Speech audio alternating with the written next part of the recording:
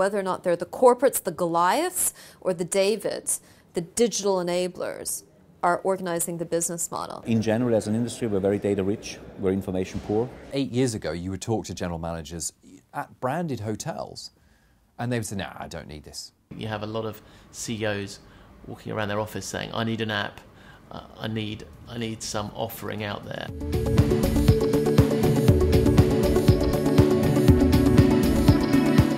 So we never forget that innovation is really about economics. It's not about technology. And people get really wrapped up about it's disruptive technology or it's technology. It's really about economics and incentives, everything in life. And so you have to look at that and you have to study it and to say, well, we've organized the economics this way. So therefore, we're getting that kind of behavior. If we want to change the behavior, we have to change the incentives. We have to change the economics. I think we all are looking for luxury, but luxury in the past was maybe a crystal chandelier and white gloves service. Historically, we would be categorized by gender or by income or by origin or by, well, whatever. Today, we travel in jeans. We have on a cheap T-shirt. We have a designer watch. We zip champagne, and then we take the bus home. And we do that both for leisure and for business. But it takes somebody who is not entrenched in the industry, but adjacent to see the opportunity.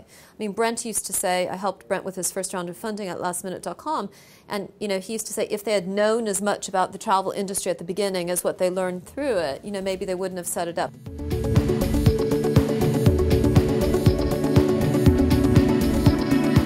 If you are still in any way, shape, or form thinking linear or hierarchical, you need to update your thinking to, to a network orientation. This is the way people communicate today. This is the way people socialize. The world's not a pyramid. The world's not a vertical. The world has gone network. And so if you're selling something to someone, that's the wrong behavior because there are implicitly more people involved in that transaction. I think it is an interesting challenge for any brand to understand how they can stay exclusive in the digital age. What they have to do is learn how to expand but still retain that exclusivity. And I think it's a challenge for other brands out there to be able to widen their services and deepen their relationship with their consumers so that they can act as more of a one-stop shop.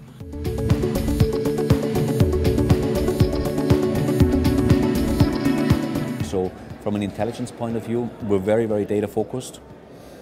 In general, as an industry, we're very data rich, we're information poor. We're working on the information poor side right now in order to become more information rich, to have the intelligence of understanding the data that we already have. The big question for CEOs and company executives is how do they turn their organisation into one that makes the most of the information that is out there, that makes the most of the data flows, that is optimised around that information rather than just does its best to keep pace with what's going on, in which case it's going to fall behind and fail. And if the question there is that you're sitting there thinking, well, I'm actually not doing that and my business isn't optimized around that and I haven't got processes and technologies and platforms in place to actually make the most of that, and I'm still very inefficient and paper-based in the way I do things, then I think it's time to start taking a really hard look at how you set up as an organization and maybe taking a step back and saying it's time to have a look.